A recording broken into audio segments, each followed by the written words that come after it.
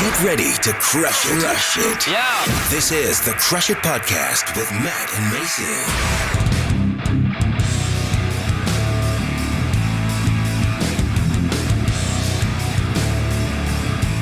And we are back for another episode of the Crush It Podcast. I am your host, Matt Davis, along with my co-host, Mr. Mason Burchett. Oh, Mason, how are you? Outstanding, sir. How are you? Fantastic. Good.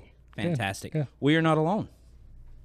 We have a guest. It's been a while since we had a guest, so I'm pretty excited. It has been a while since we've done an episode, but we say that every time, so I wasn't going to bring that up, so thanks.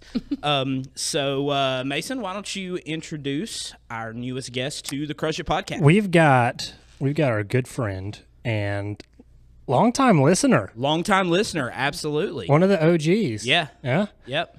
Ginny Davis. Hey, Ginny. Hey, guys. How are you? I'm great. How are you all? Good. It is great to have you on. And no relation. Right. I was going to say, first of all. No relation. Thought at first, but no. Yeah. No. Yeah. I'm actually Just- married into Davis's. Okay. So. I apologize. But, hey, somebody's got to do it, so appreciate you carrying it. Yeah, absolutely.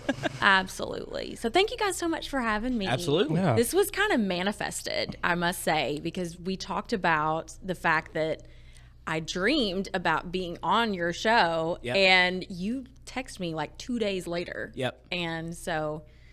Yeah, and it was something that we had talked about doing for a while. Yep. Yeah. And we were... We always waiting say on- that when we bring do. a guest on. But we do. And that's because, I guess for us, we never just think of something and like, do it. We don't just bring people on. Something that Mason... you've taught me is slow down because I'm like, hey, here's an idea. Let's do it in 5 minutes. And so we've just gotten to the habit without even really thinking about it. We always just, and it was like, hey, once Mason gets moved to Knoxville, we'll be able to Hey, we're all do that. Knoxville And together. here we are. We're all We Knoxville buddies. are Knoxville Right? buddies. Because at one Billions. point you were in Georgia. Right. Yeah? Yeah. So, anyways. I'm just going to move on from that. But yeah, yep. But here we are. we are. And we got some things to talk about. We got a lot of stuff to cover here. So, let's jump right in here. And I've really prepared for this episode, Jenny. And, Really put some time into this. really put some time into Here I was worried. to this itinerary You here. guys are the experts, not me. But you know what? Let's start out because nobody knows who the heck you are or what you're doing here. So why don't you introduce yourself? Tell us about you, what you've been doing, your wildest dreams. Yes. So, once again, my name is Ginny Davis. My maiden name was Cole. I'm from Crossville. So everyone in Crossville knows me as Ginny Cole, and everyone in Knoxville knows me as Ginny Davis. Nice. So I'm actually still Cole in my husband's phone, which is hilarious. And when I was in school, everyone would always call me Ginny Cole. Like one word. Okay. Like one word. It wasn't anything, it wasn't just Ginny. It was Ginny Cole. Yeah. But I'm from Crossville and born and raised there. Went to school 2 years at Roane State and then 2 years at Tennessee Tech. That's where I graduated with my marketing degree. Nice. Yes. Shout out to marketing. It was wonderful. Shout out to Roane County real quick because my wife grew up in Roane County. Yes, We talked about that. So, absolutely. yeah. So I actually had to come to Harriman for a couple of classes and a couple of tests. So Roane State, cheers to them. Yep, absolutely. Little shout out there. And I think community college was one of my saving graces because I was kind of still in there with some of my high school buddies, and that's kind of where we started. The lottery scholarship was a little different than what it is now, but like that was my saving grace. And I lived at home while I was in college and carpooled with some girlfriends whenever I had to go to tech, and ended up graduating college debt free. So Heck yeah. Yeah. Oh, Dave Ramsey just smiled. Yes. Absolutely. a lot of sacrifices there, but so when I get those spam calls about like your student loan debts, I'm like, I want to Suckers. answer one of those. Nope. I want to be like, I've got some credit cards you can take care of. Yeah. That's what I want to Let's redirect. say. Yeah, like I'll still take your money. Wow. We could probably do a whole episode on you getting through college debt free. Yeah, That's crazy. I mean, it's pretty impressive. There was a lot of sacrifices to it, but I remember locking myself in my room, 2 weekends in a row and just filling out every scholarship I could find. Yeah. Like my hand was hurting from essay writing Yeah. and all of that. But yeah, it was just super important to, to get every dollar that you could and take advantage of, those scholarships and grants and things like that. So yeah, I was very able to important. get through debt free as well, but that's because I just didn't go. So that was my solution. Life hack. Okay, Yeah, life hack. Yeah. Life There you hack. go. Follow me for more Yeah. tips. Absolutely. Absolutely. No, that's super impressive. Yeah, is. thanks. Very cool. Thanks. Yeah. So, back to who is Ginny Davis. Jenny Cole. Ginny Cole Davis. So I grew up, like I said, in Crossville. I grew up on a farm. My parents had 5 acres that was family land, and then we've got another 40-something acres that's not too far away. Weird flex, but okay. It's like it's kind of like Crossville, Yellowstone. Like that's my family's property. Okay. You know. Okay. And so yeah, I grew up on a farm. Been around cattle my whole life. Been to the sale barns, and She's a cowgirl. yeah, Very cool. yeah, Tennessee cowgirl. kind of Okay. pretty much, yeah. And then after I graduated college, I worked in banking for, gosh, maybe a hot second, and then I was like, nope. Not for me. Not for me. Okay. And then I went into being a territory manager for a heavy equipment company, and I visited with dealers all across the country. I managed 4 states, and we were talking about Iowa earlier. Mm-hmm. That was one of my states: Kansas, Georgia, and South Carolina. It was super exciting. I dealt a lot with some great folks, auctions, yellow iron, any sort of earth moving equipment. I did that for 6 years, and it was so rewarding. I got to see a lot of the country and Wow. learn about that stuff. Very But cool. I still miss yellow iron every day, but basically my job for being a territory manager was, I go and I visit these dealers with, excavators, trucks, trailers, dozers for sale or for auction, and sell them advertising. Okay. And just kind of help their business. So I got to know a lot of those folks, and some of them came to my wedding. I mean, it was great. So I still keep in touch with a lot of them. Build a today. relationship with Yeah. Yes. How long ago was this? So that was in I left in 2020. And so that was because we got bought out by a competitor, and I did not want to work for that competitor because we were like a family owned business. Yeah. And the competitor already had like 150 salespeople. And Wow. I was like, you don't need me. You don't need me. I see the writing on the wall. Yeah. Like, you don't need me. Yep. So it was really a God thing, which kind of led me to my job now as an account executive. It was February of 2020, and we were down in Florida at the Florida auctions. And on Tuesday, I remember sitting in that Dodge truck, and I was like, on this call, they were going to keep my group that was down there. We were on the keep call, and we found out we had been purchased, we'd been bought out, and we were going to get to keep our jobs.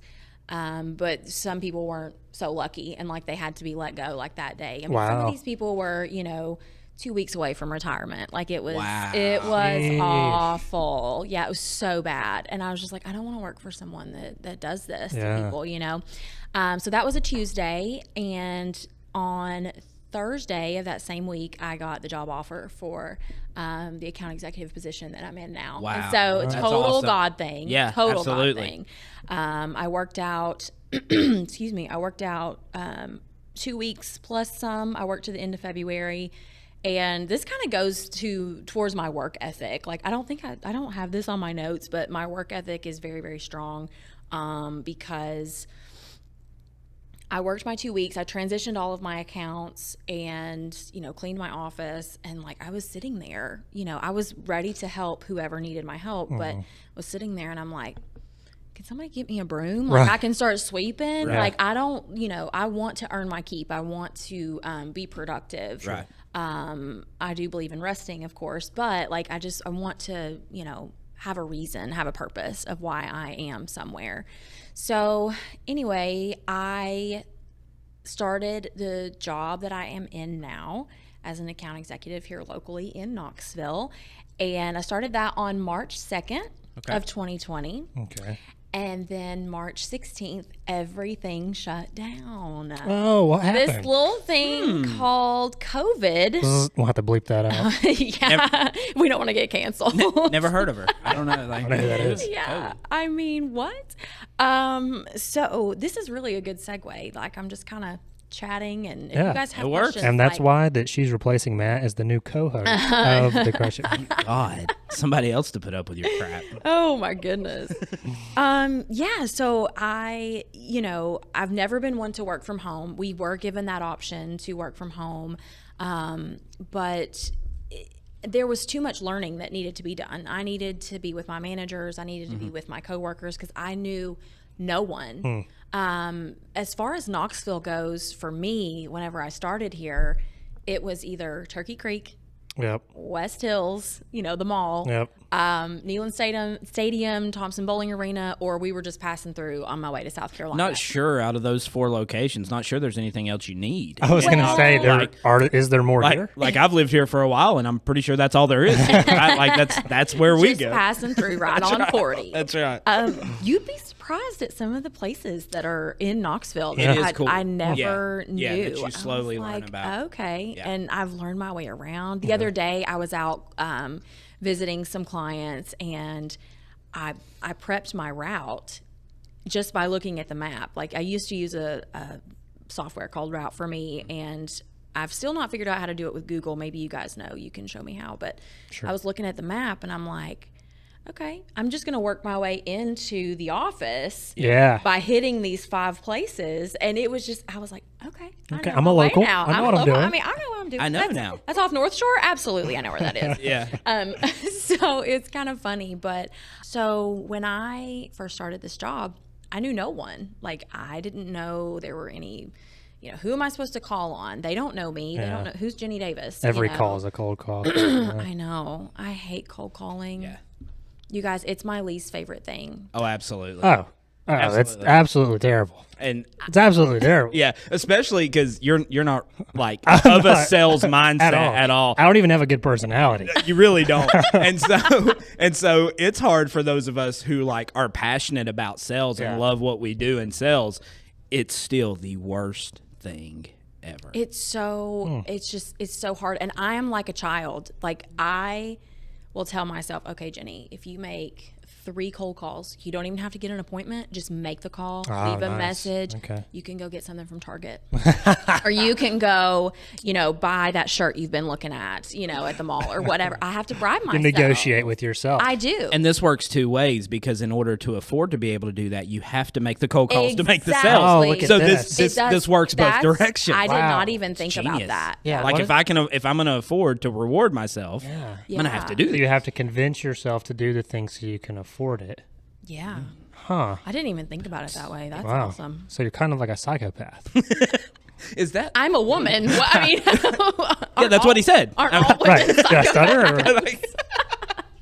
Absolutely. So let's. I know we've got a lot to go over, but you bring up such a good point with the cold calling. So talk more about what you do. I know you bribe yourself, and I get that. Yes. It's all a mental game, right? Yeah. Everything with sales is a mind game. Yeah. But for people who maybe they're getting started, and Hey, we're do having a that podcast. every if you would time, not stand every for microphone, that time. would be great. I'm gonna just keep this hand down. Good. I talk with my hands too. It's fine. Me too. They're all over the place. But for people who are getting started in that and trying to get past that mental block of cold calling, because to be honest with you, it's not much. It's really just as scary as going door to door. Even though I prefer door to door. do you really? Yes. Oh, Shoot me in the face. yeah, you are. So crazy. yes. I got anxiety just thinking Just about it. thinking about going door to door because you come to my door, you're probably going to get shot. Oh, So that's what I'm thinking. Oh, like if my somebody's going door to door with me, disturbing. So, well, Yeah. welcome to 2022. How do you get But mail? anyway, how do you get mail? But anyway, let's go back to cold calling. What Yes. and that mindset and getting past that mental block of making that phone call. Yeah. So I want to start out by saying that sales is very relationship based. Absolutely. I think you mentioned that earlier on the show, and it's really hard to establish that relationship when you pick up the phone, you're talking to a gatekeeper, and you're trying to be just as nice as you can be, and you don't know how you're coming across to that person. But then I talk about like how I love going door to door. Drop-ins, love it. Because I can just walk in Yep. and I can make conversation about the picture on the wall or what products you have in the store. And it's just comfortable to me. I can see that. So that's kind of how, because during the pandemic, that's kind of, you couldn't go door to door. Right. Because everywhere was closed. And cold calling, I mean, they couldn't see you. Right. You might be asking for the decision maker, and they could truly be sitting at their desk. Whereas if you walked in, it's a lot harder to say no. Yeah, I agree with that. I agree. So that's why, and Still don't like it, but I agree with it. yes. Still don't want to do it, but I agree. Well, with some people, like one of my managers loves to cold call, loves it. no, Like I make her do it for me sometimes. Nice. And I'm like, she's like, no, I love it. I think it's Why? great. I'm like, something's wrong with you. yeah. See, like, because part of me is like, this person doesn't know me, like, whatever. Yeah. That, Yeah, it doesn't who cares? matter. Who Who cares? Yeah. And then, like, as soon as they answer the phone, I'm like, I care. I'm the one who cares. I it's care. me. And It's me. I get tongue tied. Do you get tongue tied? I just like stop talking completely. Yeah, and I'm like, my name is Just called to listen to you breathe. yes, and I'm just like sweating, Yeah. But so that brings up, the next little bullet I have is like the pandemic. You couldn't go in anywhere. Right. Even picking up the phone and calling was kind of hard because you didn't know, is someone just working and not letting customers in? Is someone working from home? Is that line going to be transferred to home? And I think this is how I met you guys. I connected with you all on LinkedIn. Yep. So started with you, Matt, and then that's how I found Mason, and that's how I found your podcast as well. Look at that. So LinkedIn works. yeah, I was actually targeted with your company's ad. Yeah. And that's whenever I went into like stalk mode. Absolutely. So that's what backfired. I do. Yeah. So I stalk, like I see an ad if I'm being targeted. Because see, I'm not a homeowner, so I rent, and I'm like, why are they targeting me? Right. Like their marketing dollars could be spent way better. Like who can I talk to about this? Ooh, so look like at that. go down this path, right? Which it's true. The marketing dollars could be spent better. But Yes. Continue. we won't get into that. That's a whole other episode. That's right. But go ahead. Yeah, so that's kind of what we had to do to connect with folks. If you didn't have any sort of relationship with them at all, you really relied on referrals and you relied on LinkedIn to at least get that decision maker's name so you would even know who to ask for. Right. Because like that, there's nothing more awkward than calling and asking for who handles your marketing and advertising. Oh, I hate that. Click. Yeah. Click. Yeah. So I have listened to a lot of audiobooks, a lot of podcasts. Look at it. Because I drive from Crossville to Knoxville every day. Right. So I've got 2 hours total on the road daily. And so that's kind of time to listen, and I try to read. I'm trying to be better about reading. And so I actually bought a book that kind of had scripts, like cold calling scripts, like cool. what you can ask for. But even that was not really like genuine, I didn't feel like, to my personality. A lot of those they're very cookie cutter. And Yes. they sound very robotic. Yes. So I like to use those for like a base. Yeah. And try to make it real. Make it real, Right, like yeah. make it, Yeah. and so I've done that to try to help get that block. I've bribed myself. Absolutely. And thankfully I have a manager that likes to do it, so I sometimes just make her do it. Very cool. Very cool. But I want to ask you guys, I know you're supposed to be asking me Oh, questions. gosh. but Okay, I get wasn't to prepared for this. interview you. Okay. So how would you all, you talk about people getting started, Matt, getting started in this business, in sales. So we kind of want to like give them the secret sauce, right? Like, how would you, Mason, want to be contacted? Matt, how would you want to be contacted if someone were calling you to eventually sell you a product, but they want to kind of start the conversation about what they do, how they can help your business? Like, how do you prefer to be contacted, and what makes you call someone back? Like, what is that thing that sticks out that makes you want to call them back? And I'm going to be taking notes. So maybe I'm a little bit. Maybe this is a very millennial answer, because I've started doing this even from hiring and trying to get people in the door for me to interview. This is hire. exactly what my answer was going to be. I know what you're going to say. Text. Yep. Text. Text. Okay. For me, I read a text. Yeah. If I get a text from a random number, I'm going to read it. I don't. If I see a voicemail from a number, a voicemail from a number I don't know, I'll open up my the text part of it. Read the first line, the transcript. That is the best. I'll read the first. Yes, I'll read the first line and decide if I care or not. Yep. But a text message, I'm reading all of it. I'm not going to listen to a voicemail. I'm not going to listen to a voicemail. I have, and bringing this into even with the customer being at Homecraft, if I'm reaching back out, if my sales rep has been there and they weren't able to close the deal the next day, when I'm reaching out to rehash that deal, I'm sending a text message. Yeah. I'm sending a text message, and I'm also doing that when I'm hiring people. I don't call because they ask too many questions on the phone, and I can't get in front of them to sell the dream of what we're doing. Sure. So I'll send a text message, hey, got your resume, loved what I saw, are you available Tuesday or Wednesday? Yeah. To me, everything is moving towards text. Okay. Even over email. That's for me personally. That's my opinion. Yeah. I don't think it's yeah.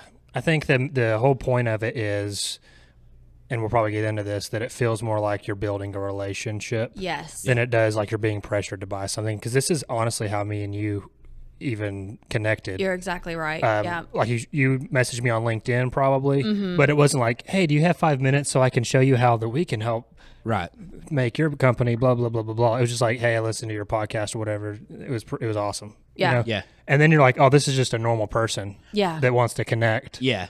And that's cool. And then now we're gonna wind up doing business together. Yeah. Exactly. Because let's talk about how many messages we get on LinkedIn that are it's like three straight different to the paragraphs. sales pitch. Like they're almost rolling out pricing. They're for some pitching you on random. LinkedIn. Yeah, I don't want to be first pitched on message, LinkedIn. And no, Immediate turn on. Let's start the Not. relationship. Let's Yes. get to know each other. Find out if this is a good working relationship. Then we'll go from there. Then we'll move on to emails and conversations. Honestly, for me, if you go straight into the pitch, it automatically tells me if I did business with you, I know what kind of relationship we're going to have. Yeah. It's going to be completely transactional. There's going to be no personable help here. Yes. Yeah. You know, and that's not at all the kind of relationships I'm interested in having in business. Exactly. So. Which I think is this is kind of leading to an interesting piece of this that I think is very important for salespeople to understand. And I was going to bring this up when you were talking about it a second ago, but this has transitioned well. One thing that is impressive and what sets people apart, especially in a time like COVID, when things just went to crap, and nobody really knew, like, every day you got up not really knowing anything. Right. Nobody knew anything. Right. Yeah. So most people use that as an excuse to do nothing. But some people kept the activity up, right? Well, we you had look to. for ways to still keep the activity up. Yeah. But what this is also leading into is it's not just about the activity, it's about the right activity. Right. You know what I'm saying? Exactly. Just sitting down and blasting everybody on LinkedIn, your sales pitch isn't going to get the job done. So, I think the solution is always activity, action, take action, do something, but make sure that action is being directed towards building those relationships so that it actually does. Because at the end of the day, we do want it to be transactional at some point. Sure. Right? Well, of course. But I think that, like, for me, when it comes down to, okay, it's time for me, I need this service, I'm going to look at my network first and be like, does anybody that I'm already connected with provide 100%. this? Right. And you're going to you're going to look for references. Yep. And that's something that is super important. And you hit the nail on the head earlier, Matt, with activity. Like, where I work, we still have budgets. We still have goals. Yep. We still have numbers we have to meet. Yep. And in my position, I work on 100% commission, right? So if I don't meet my goals, then I don't get to get my nails done. I don't get to get my hair done, So I'm going to start looking like a hot mess if I'm not meeting my goals. Right. So I don't have kids or anything like that. So I can get my nails Another done weird and flex, stuff. but okay. So yeah, and this kind of leads into the solution-based selling that I was going to talk about. I do think that as an account executive, you really need to know your product and learn your product, and you're always learning every day. But this is kind of how we all started out as well. I came and sat down with you, Matt, and I had what's called, a CNA, client needs analysis. And that's kind of leading into, you know, I'm not how I sell. Like, I'm not a package pusher. Like, I don't come in and say, hey, we've got this MBA deal. You know, do you want to buy it? No, does that even make sense for your demo? Like, I mean, let's talk about that, you know? And so that's what's super important is, you know, you talk about getting these 3-paragraph pitches on LinkedIn, which I cannot even imagine. Like, that gives me anxiety. But they have no idea. They have no idea if that's going to solve your problem or not. You know, is your issue branding? Is your issue getting clients in the door? Is it web traffic? Like, what is your issue? And so I like to have that conversation with whoever I'm talking to and say, you know, what keeps you up at night? Like, what is the problem that you need solved? And here's how we've helped other people solve that problem. Here's how we can help you solve that problem. And then, you know, it's always, I tell my clients, you know, ask for help. Not every salesperson is out to just hardcore, you know, push things on you. Like, I hate that. I am not a pusher at all. Like, I will present something to you and you're going to buy it from, if you choose to move forward with me, you're going to buy it when you're ready to buy it. You have to be respectful of people's budgets. You have to be respectful of people's time.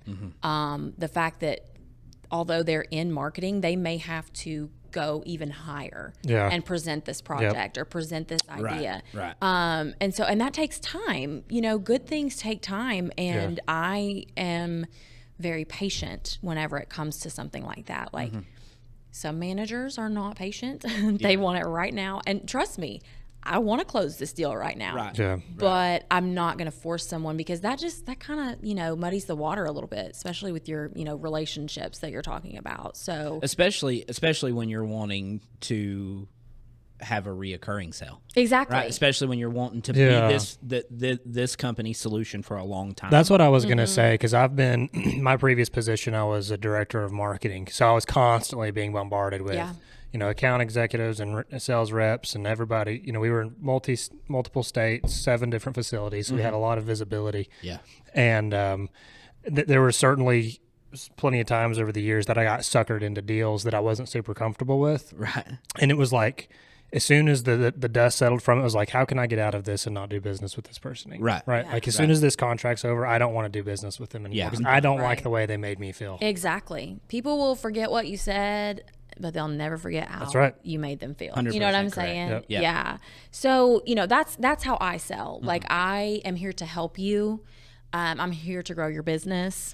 And I wish that more buyers knew that. And I'm hoping all you buyers out there, hello, listen up.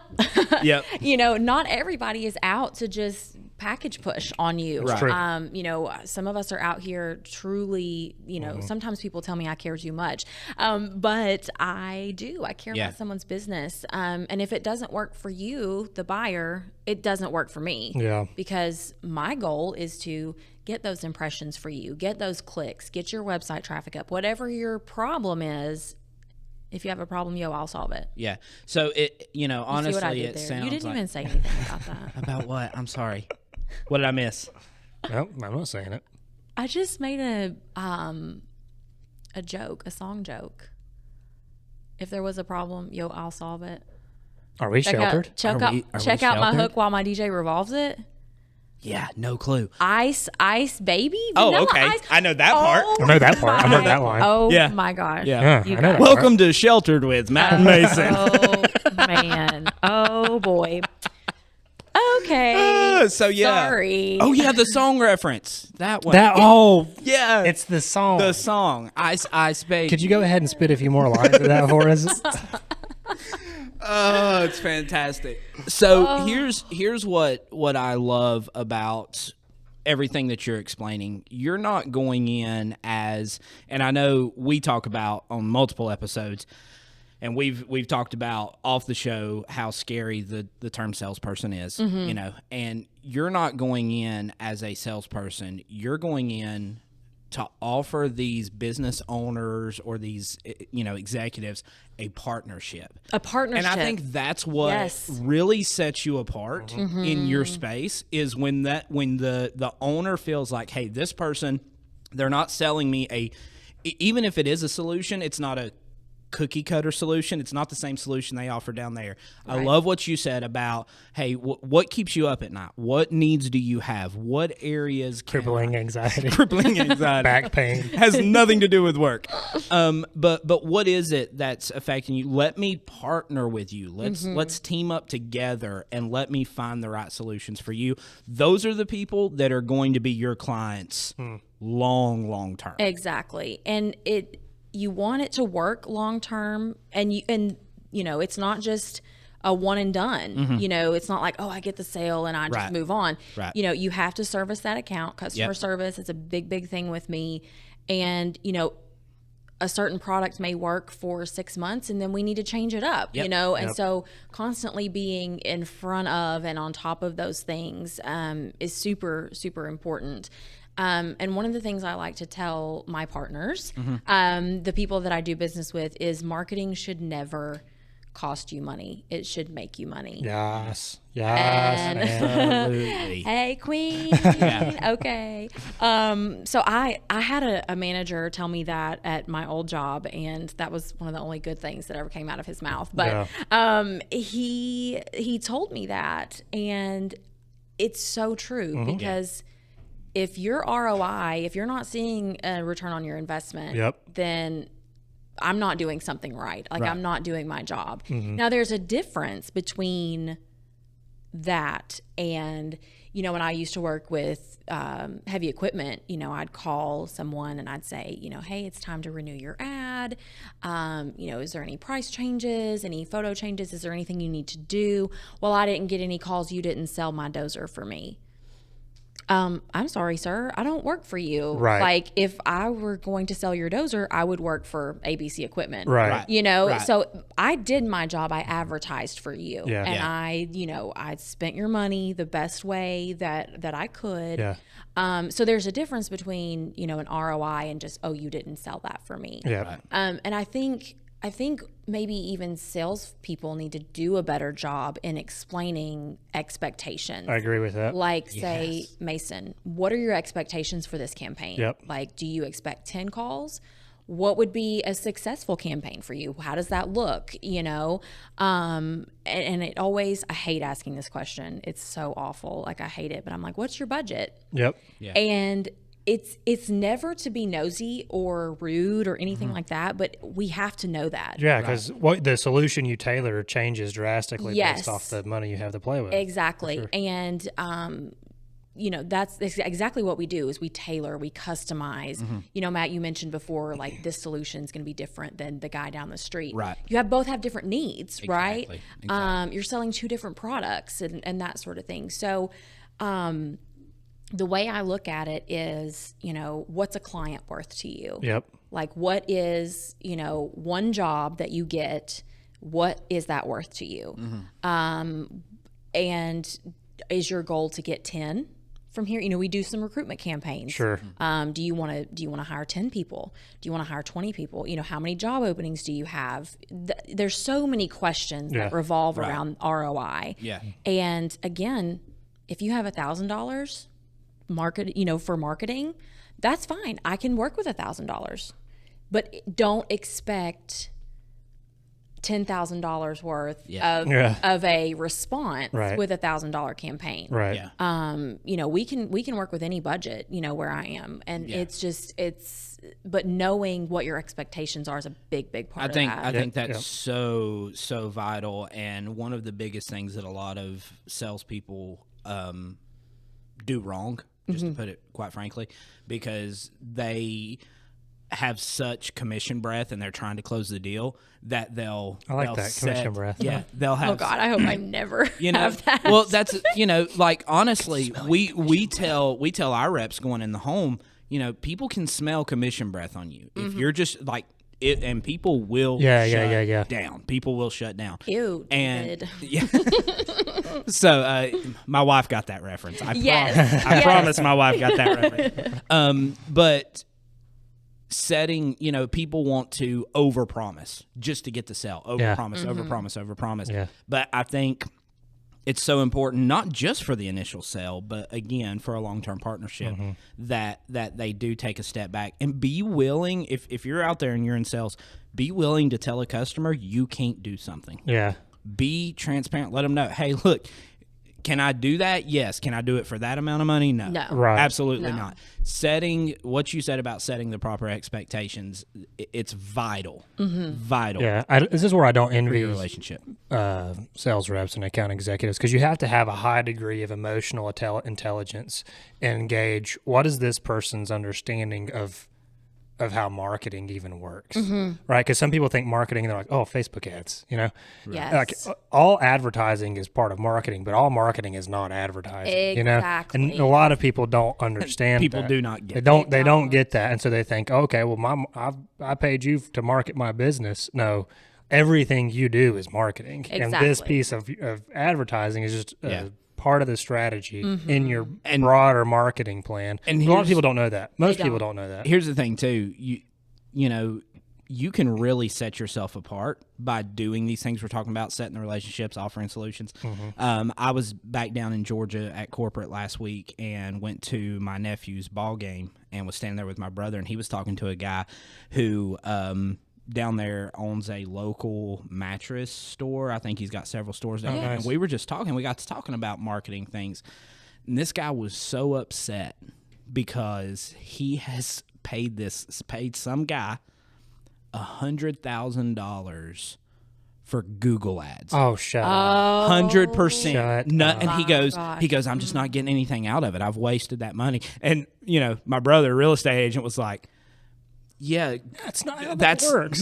no, like, Can he I goes- get this guy's he contact goes- information? He goes, are you doing I just picked up a lead. I was like, are you doing, anything with Facebook, with Instagram, with your local, nothing. Yeah. Nothing. He Bless goes, his heart. He goes, no, this guy told me that Google ads was the way to go. $100,000 worth in this county. And right here, right now. Oh my god. And so, and that's the thing. Honestly, like sales, no matter, it's always hard. It's always a mental game. But when you do it the right way, boy, can you can be very successful. Oh, 100%. Because there's so many scams out there where people are like, yeah, pay me and I'll get it. Yeah. Exactly. And, that's what makes it so hard, because we're trying to, like, sales reps like myself, account executives like myself, we're trying to combat Yeah. people like that. Yeah. Trying to convince, no, I'm different. Oh, really? No, Yeah. really? I promise. I promise. Like, I Be a mean, chance. it's so hard. Yeah. It's so hard to set yourself apart Yeah. in that space. And, I still run into people that, oh, my niece, runs my Facebook. Okay, that's great. But, $20 for you to boost a post, like, can you imagine what I could do with my company with $20, with $200? I mean, it's insane. Yeah. And, I think a lot of this is, a lot of marketing is education. Yep. And so I think that part of the client needs analysis is educating them. Yeah. To understand why you don't need $100,000 worth of Google AdWords. Exactly. To be strategic. And I think another problem that is out there is, so this guy, his expertise is in mattresses, beds. Right. He doesn't understand the electronic world, the, Right. Marketing, technology. And that scares him. Yeah. He's not going to tell you that, but that scares him. Yeah. And so you almost have to come in and say, hey, you're the expert on mattresses and beds. I'm the expert on marketing. Like, let's trust each other. Yeah. Because, a lot of people, they're not going to admit to you that they don't know what's going on. Right. But that is also going to trigger something inside of them that it's almost like anger. Yeah. Like, oh, I don't understand this. I'm just going to completely shut down. Yeah. And so Especially now after spending $100,000 and getting nothing out of it. I mean, that's like, of like that's It's like my worst some nightmare. lucky person's like yearly salary. Yeah. Like what? Yeah. I'm just so bless his heart. I know. I felt so sorry for him because you could see it on his face. He's just like, Despair. man, I trusted, and yeah. here I am. And Yeah, good then you got luck that. earning that person's trust yeah. again. Absolutely. So It's that guy's fault. It's the Google guy's fault. the Google guy, I cannot believe that. Shame on you, Google guy. He right. probably listens to the podcast. I mean, hopefully. Probably your brother. It was probably Jonathan the whole time. So yeah, solution-based selling, that is one of the biggest things is, I'm not here to push a package on you. Right. I'm not here to sell you something that you don't need. I don't want to throw spaghetti against the wall and, hope some of it sticks. Like my plan is to grow your business. Right. So that's super important. Absolutely. So, ghosting. When a prospect, when a buyer, a decision maker, whatever you want to call them, when they ghost me, Yeah. Wow. like do They're dead to me. not do it. Like don't do it. I'm And ashamed I- to say I've ghosted a couple of people. I want to This portion of the podcast brought to you by Matt Davis. Because without meaning to, I know where we're at here. No, this wasn't directed to you. You ghosted Ginny. I didn't mean to, but yes, I ghosted you. Well, I thought that was for a totally different reason, though. Yes, but This was not directed to you because I've been ghosted no, it's okay. I can take it. so many times. I can take You it. suck. It was unintentional ghosting. So bad. Probably You know who didn't ghost Jenny? You. This guy. That's true. That's true. It's probably why we're sitting here today. But again, I apologize. You know who signed a preliminary contract It was and a- then backed out of it? Oh, those were the days. It was not intentional ghosting. Right. But go ahead. Let's Okay. continue. So I'll you be know, the pinata. Let's okay, go. Let's go. Punching bag. By all means. So, as salespeople, we're used to being told no. Yeah. Right? Like you have to get thick skin. Yeah. You're gonna be told no. We're way more adults. We're gonna times. get told. Yes, exactly.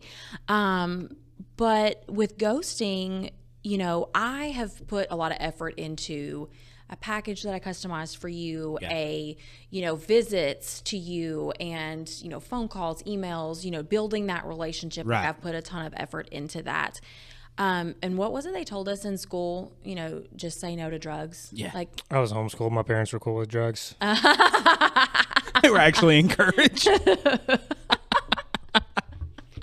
Mason was rolling Fantastic. joints at 5 years old. That was his home ec was learning how to grow weed. Take those pills and do your grammar lessons. Shut up. It's fantastic. Oh my gosh. But I love the comparison. Just say no to drugs. Like, Yeah. Just say no to sales reps. Just say no. Like if Okay. I would rather you tell me that. so I can focus my attention somewhere else. Yes. Absolutely. And like you could tell me to go jump off a bridge. Any sort of communication with me Yeah. to either say yes, and then I'm going to, if you say yes to one of my deals, I'm going to be like, okay, great. We can get started next week. I'm going to hang up the phone and I'm going to do this Absolutely. squeal girly dance because, the adrenaline rush. I do the squill girly dance too. exciting. So I get it. Yeah, I've seen it. It's very Yes. disturbing. But, if I call and, it doesn't matter. If you don't have the budget, I get it. Yeah. If you are not ready, I get it. Right. If you absolutely hated what I came up with for you, I get it. Yeah. Are you going to give me a chance to rework it? Okay, that's another conversation. Right. If you don't like that I am a blonde-headed 5'8" woman that's a sales rep, okay, I'll go get Billy. At least who it's an answer. Yeah, I'll go get Billy who is a male and he can work with you all day long. Like whatever brings the deal together to close, right? Like let's get the money, let's get the deal done so we can help your business. Yeah. Wow. But tell me something. Yeah. If I'm emailing you, if I text you, if I call you, Look, if you were 5'9", this might work. That's right. 5'8", we can't work. we can't work with you. Yeah. I mean, I get it. Yeah. Like, I mean, I understand, but So I'm gonna like this is I shouldn't here, but He's going to. I'm going He's to going to. because I don't even know what's going to happen. dang it, this is my show too. yeah. But we had a guy, you talking about just ridiculous reasons people say no. Yeah. When I was in Georgia, working at the corporate office, I had a rep go out to a house, and the lady told the rep that she couldn't buy our gutter guard because the way the water flows over the diamonds does not fit the feng shui of her home. Right? I can relate to that. So, yeah, I'm sure you can. Mm-hmm. And so, so she was like, I just want gutters, no guard because of the feng shui. Yeah, it messes with the energy. Absolutely. Sure. Okay. So, and come to find out, this woman had like completely remodeled her home so that her toilet is facing a certain direction. Good. You know, whatever. The Coriolis effect really spins that whatever that means. Yeah. But anyway, so it gets down to the end. She loved our gutters, loved our pricing. Okay. She would not buy from him because of the month he was born in, whatever his sign was.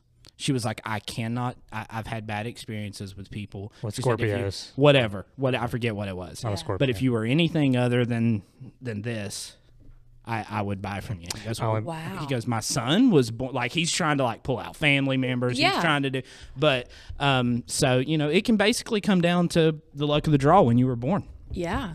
Crazy, right? People are psycho.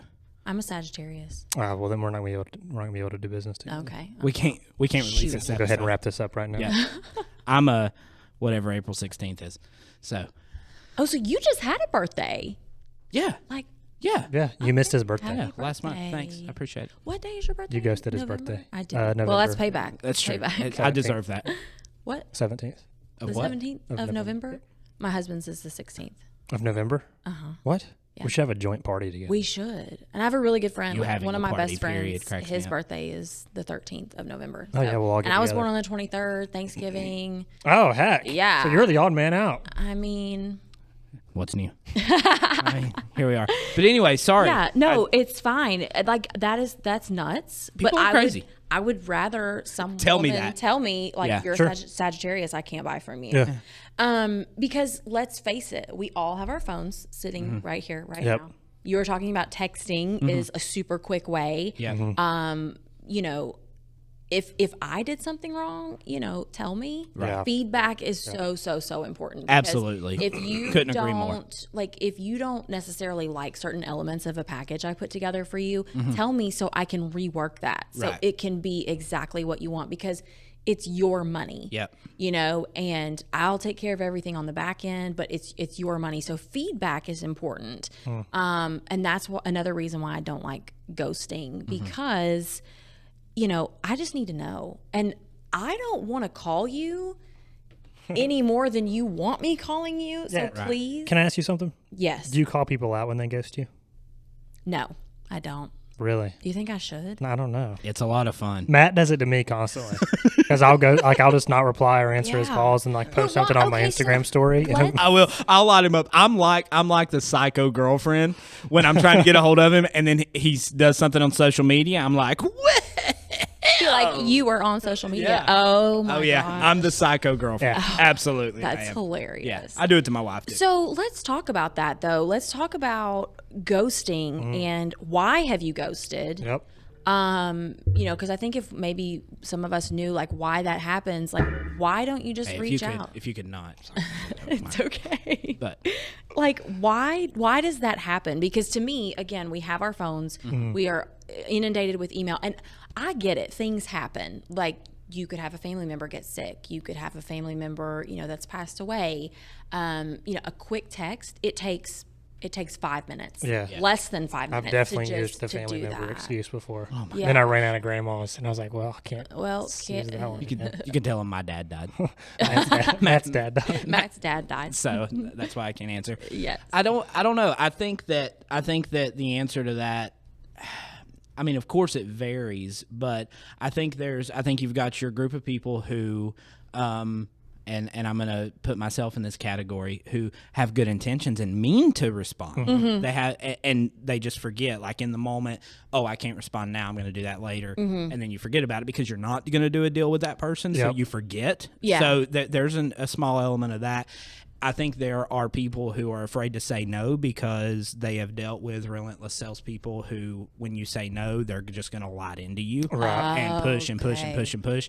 And then the third, I would say there's a large group of people who really appreciate what you've done. They love that you've worked so hard for them. Yeah. They're not going to be able to move forward, and they don't want to have to say no. Yeah. They don't want to. And what they don't realize is they're doing more damage by leaving you hanging For sure. Right, than by not just saying no. But I think you've got, off the top of my head, I would look at those 3 categories as the main ones. That makes sense. And, we talk about a lot of times during our sales meetings, that no is not always a definite no. Right. Like, it's just not right now. Not right now. Yeah. And so it can be discouraging, but it will come whenever it's supposed to. Yeah. It will come to fruition. And so, yeah, I can see all of those being a thing. I will say this, something that I've seen work when you're being ghosted or let's talk about the solution. Somebody has said no. I have seen it work to reach out to people not related to what you're doing. Send a text, hey, Okay. Nice. On a holiday, Yeah. or something. Hey, hope you and your family have a great 4th of July. Yeah. Or hope you had a great weekend. Whatever. Just kind of pulling the attention and making it more relationship. personal. Yeah. Make it more relationship. And if I've said no, or if I've ghosted this person, and they're just every few weeks, every month or two, I'm getting hey, hope y'all are doing great. Right. Hope things are going well. Hope business is good. Hey, stop being a little B word. And and stop, but that honestly, that person who they're going to feel bad and be like, hey, I need to just at least have a conversation with this person. Keeping your name in front of them, I think, really goes a long way for preventing that. And it's a little bit passive aggressive way to flip them a bird. I think that. So They make that emoji now. right? I use that. And sometimes. you can, Matt uses it religiously. well, only when needed. I like that though. I think Yeah. that's good. Yeah, reaching out. I would have responded well to that. I've responded well to that. Yeah. Yeah. So that's what I need. Because I think I've reached out to you before, Mason, about are there any updates? Right. Like, oh yeah. Any updates, good or bad, Yeah. and we can, if there is anything I can help you with or whatever. I've also seen some of my coworkers reach out to people and be like, hey, this is the last time I'm going to reach out to you. Just want to make sure that, you don't have any more questions, but I'm going to basically I'm going to leave you alone now. Like, I have decided I'm going to cut bait with this person. I'm going to set them back here. And they've actually gotten responses from that. So that's super helpful. I have not done that officially, but I have put people on the back burner before. And then, in 3 months, or if we have something that comes up that might be a good fit for a partnership, I'll reach back out at that point. And a lot of times they will respond, but ghosting right back too, I feel like is kind of like, like just being honest, not being a jerk or anything, but the whole, hey, this is the last time I'm reaching out. I hate that. Oh, do you? I hate okay. that. I feel like you're saying a little bit like a spoiled 3-year-old, like, well, you didn't give me what I want, so I'm not talking to you anymore. I think it comes across that way. It comes across that way. Good yeah, to personally, know. It's kind of like when you've been arguing like with your spouse or something, and they're like, well, I'm just going to go to bed then. And you're like, oh, well, fine. you're not. Like, we're going to keep arguing. Yeah, this is going to keep happening. Yeah. But no, it's kind of a way of saying, hey, I didn't win, so I'm done with you. Yeah. And it's kind of how I feel. A sore loser Yeah. approach. Like, okay. Yeah. That's good to know. That's just an opinion. Yeah. I feel like I would share that. Maybe even letting them know, hey,